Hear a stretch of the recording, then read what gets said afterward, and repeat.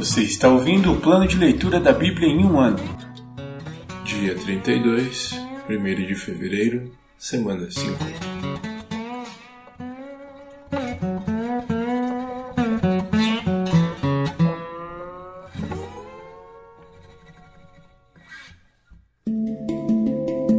Novo Testamento. Livro de Lucas, capítulo 23, versículos do 1 ao 25. Então todo o conselho levou Jesus a Pilatos. Começaram a apresentar o caso. Este homem corrompe o nosso povo, dizendo que não se deve pagar impostos ao governo romano e afirmando ser ele próprio o Cristo, o Rei. Então Pilatos lhe perguntou: Você é o rei dos judeus? Jesus respondeu: É como você disse.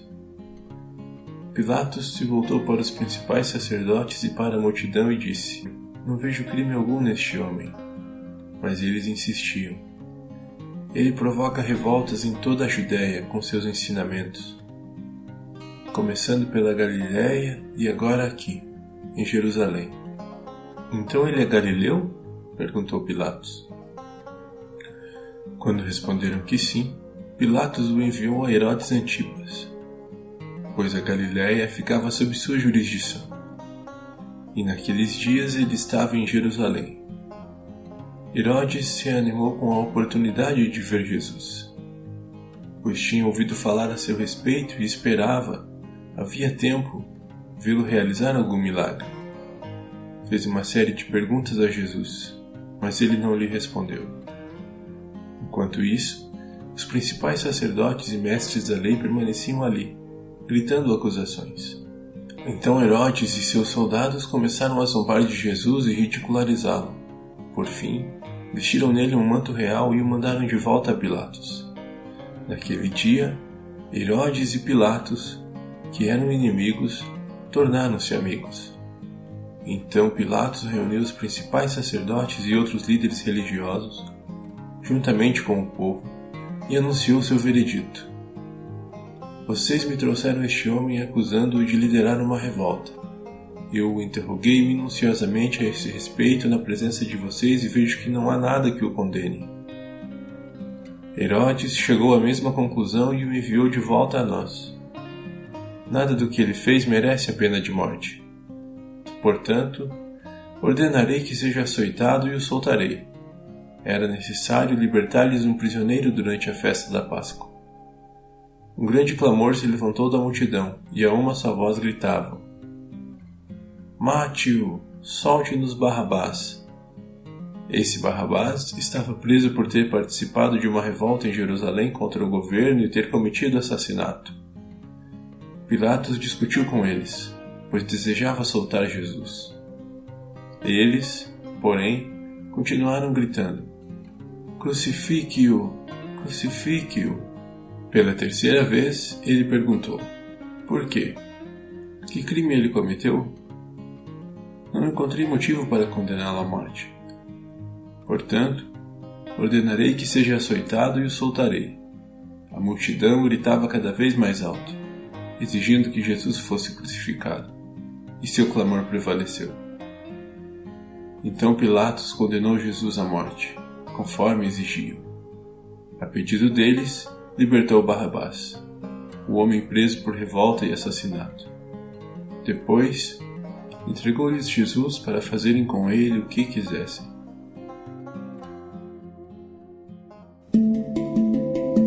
Antigo Testamento. Pentateuco ou Torá.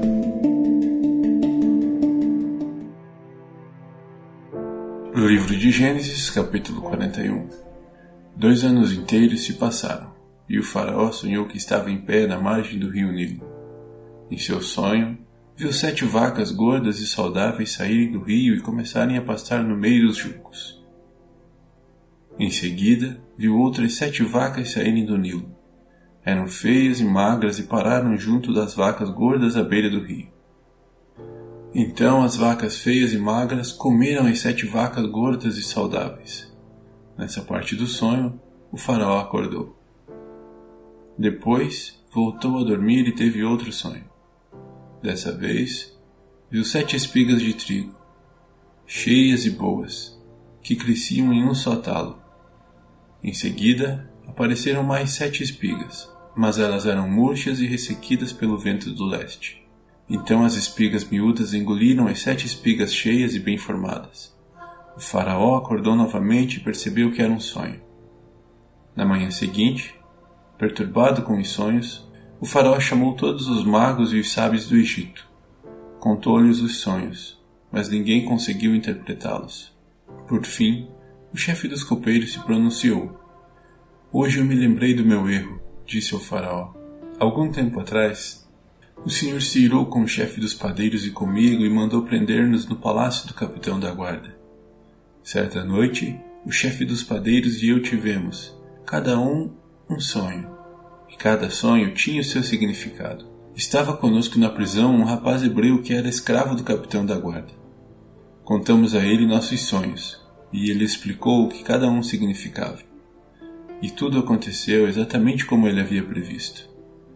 Fui restaurado ao meu cargo de chefe dos copeiros, e o chefe dos padeiros foi enforcado em público. Na mesma hora, o faraó mandou chamar José, e ele foi trazido depressa da prisão. Depois de barbear-se e trocar de roupa, apresentou-se ao faraó. Disse o faraó a José: Tive um sonho essa noite e ninguém aqui consegue me dizer o que ele significa. Soube, porém, que ao ouvir um sonho você é capaz de interpretá-lo. José respondeu: Essa capacidade não está em minhas mãos, mas Deus pode revelar o significado ao faraó e acalmá-lo. Então o faraó contou o sonho a José. Em meu sonho, eu estava de pé na margem do rio Nilo, e vi 7 vacas gordas e saudáveis saírem do rio e começarem a pastar no meio dos juncos. Em seguida, vi saírem do rio 7 vacas feias e magras que pareciam doentes. Nunca vi animais tão horríveis em toda a terra do Egito. Essas vacas feias e magras comeram as 7 vacas gordas. Contudo, não parecia que haviam acabado de comer as outras vacas, pois continuavam tão magras e feias quanto antes. Então, acordei. Em meu sonho também vi 7 espigas de trigo, cheias e boas, que cresciam em um só talo. Em seguida, apareceram outras 7 espigas, mas elas eram murchas, miúdas e ressequidas pelo vento do leste. As espigas miúdas engoliram as 7 espigas saudáveis. Contei os sonhos aos magos, mas ninguém foi capaz de dizer o que significam. José respondeu: Os 2 sonhos do faraó significam a mesma coisa. Deus está dizendo ao faraó de antemão o que ele vai fazer. As 7 vacas saudáveis e as 7 espigas de trigo cheias representam 7 anos de prosperidade. As 7 vacas feias e magras e as 7 espigas miúdas e ressequidas pelo vento do leste representam 7 anos de fome. Acontecerá exatamente como eu descrevi, pois Deus revelou ao faraó de antemão o que ele vai fazer. Os próximos 7 anos serão um período de grande prosperidade em toda a terra do Egito. Depois, haverá 7 anos de fome tão grande que toda essa prosperidade será esquecida no Egito, pois a fome destruirá a terra. A escassez de alimentos será tão terrível que apagará até a lembrança dos anos de fartura. Quanto ao fato de terem sido 2 sonhos parecidos, significa que esses acontecimentos foram decretados por Deus, e ele os fará ocorrer em breve. Portanto, o faraó deve encontrar um homem inteligente e sábio e encarregá-lo de administrar o Egito. O faraó também deve nomear supervisores sobre a terra, para que recolham 1/5 de todas as colheitas durante os 7 anos de fartura. Encarregue-os de juntar todo o alimento produzido nos anos bons que virão e levá-lo para os armazéns do faraó. Mande-os estocar e guardar os cereais para que haja mantimento nas cidades. Desse modo, quando os 7 anos de fome vierem sobre a terra do Egito, haverá comida suficiente. Assim a fome não destruirá a terra. O faraó e seus oficiais gostaram das sugestões de José. Por isso, o faraó perguntou aos oficiais: Será que encontraremos alguém como este homem? Sem dúvida, há nele o Espírito de Deus. Então o faraó disse a José: Uma vez que Deus lhe revelou o significado dos sonhos, é evidente que não há ninguém tão inteligente ou sábio quanto você. Ficará encarregado de minha corte, e todo o meu povo obedecerá às suas ordens. Apenas eu, que ocupo o trono, terei uma posição superior à sua. Faraó acrescentou: Eu o coloco oficialmente no comando de toda a terra do Egito. Então o faraó tirou do dedo seu anel com selo real e o pôs no dedo de José. Mandou vesti-lo com roupas de linho fino e pôs uma corrente de ouro em seu pescoço. Também o fez andar na carruagem reservada para quem era o segundo no poder. E, por onde José passava, gritava-se a ordem: Ajoelhem-se! Assim, o faraó colocou José no comando de todo o Egito e lhe disse: Eu sou o faraó, mas ninguém levantará a mão ou o pé em toda a terra do Egito sem a sua permissão. O faraó deu a José um nome egípcio, Zafenat-Paneia. Também lhe deu uma mulher, que se chamava Asenate. Ela era filha de Potífera, sacerdote de On. Assim, José recebeu autoridade sobre todo o Egito. Tinha 30 anos quando começou a servir na corte do faraó, o rei do Egito. Depois de sair da presença do faraó, José foi inspecionar toda a terra do Egito. Como previsto, durante 7 anos a terra produziu fartas colheitas. Ao longo desse tempo, José juntou todas as colheitas do Egito e armazenou nas cidades os cereais produzidos nos campos ao redor. Armazenou uma quantidade imensa de cereais, como a areia do mar. Por fim, parou de manter registros, pois havia demais para medir. Durante esse tempo, antes do primeiro ano de fome, José e sua mulher, Asenate, filha de Potífera, sacerdote de On, tiveram 2 filhos. José chamou o filho mais velho de Manassés, pois disse: Deus me fez esquecer todas as minhas dificuldades e toda a família de meu pai. José chamou o segundo filho de Efraim, pois disse: Deus me fez prosperar na terra da minha aflição. Por fim, terminaram os 7 anos de colheitas fartas em toda a terra do Egito, e começaram os 7 anos de fome, como José havia previsto. A fome também afetou as regiões vizinhas, mas havia alimento de sobra em todo o Egito. Depois de algum tempo, porém, a fome também se espalhou pelo Egito. Quando o povo clamou ao faraó para que lhe desse alimento, ele respondeu a todos os egípcios: Dirijam-se a José e sigam as instruções dele. Quando faltou alimento em toda parte, José mandou abrir os armazéns e vendeu cereais aos egípcios, pois a fome era terrível em toda a terra do Egito. Gente de todos os lugares ia ao Egito comprar cereais de José, pois a fome era terrível no mundo inteiro. Livros poéticos.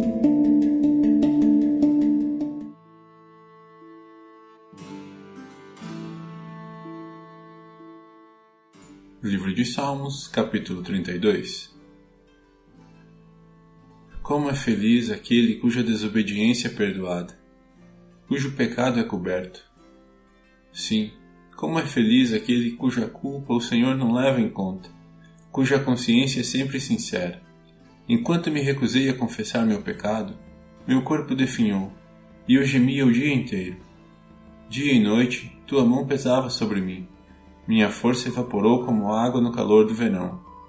Finalmente, confessei a ti todos os meus pecados e não escondi mais a minha culpa. Disse comigo: confessarei ao Senhor a minha rebeldia, e tu perdoaste toda a minha culpa. Portanto, todos que foram fiéis orem a ti enquanto há tempo, para que não se afoguem quando vier a inundação. Pois és meu esconderijo. Tu me guardas da aflição e me cercas de cânticos de vitória. O Senhor diz: eu o guiarei pelo melhor caminho para a sua vida. Eu lhe darei conselhos e cuidarei de você. Não sejam como o cavalo ou a mula, que não têm entendimento e precisam de freios e rédeas para ser controlados. O perverso tem muitas tristezas, mas o que confia no Senhor é cercado de amor. Portanto, alegrem-se no Senhor e exultem, todos vocês que são justos. Gritem de alegria, todos vocês que têm coração íntegro.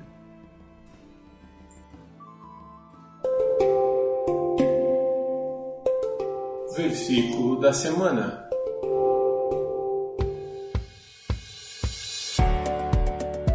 E então verão vir o Filho do Homem numa nuvem, com poder e grande glória. Lucas 21, 27. E então verão vir o Filho do Homem numa nuvem, com poder e grande glória. Lucas 21, 27. Mais uma vez. E então verão vir o Filho do Homem numa nuvem, com poder e grande glória. Lucas 21, 27.